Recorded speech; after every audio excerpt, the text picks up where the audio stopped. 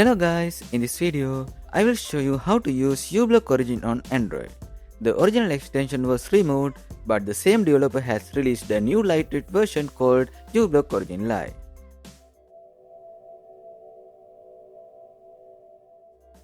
First, open the Play Store, search for Quetta Browser and install it.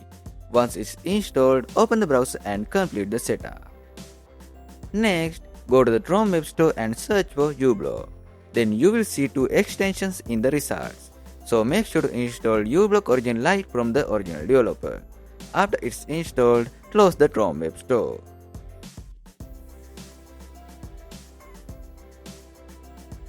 Then tap the three dots menu in the Quetta browser, go to Extension and open uBlock Origin Lite. From there, you can choose your preferred filtering level and start browsing the web with fewer ads. I hope this video helped you out. If it did, don't forget to like the video and subscribe to the channel. Thanks for watching.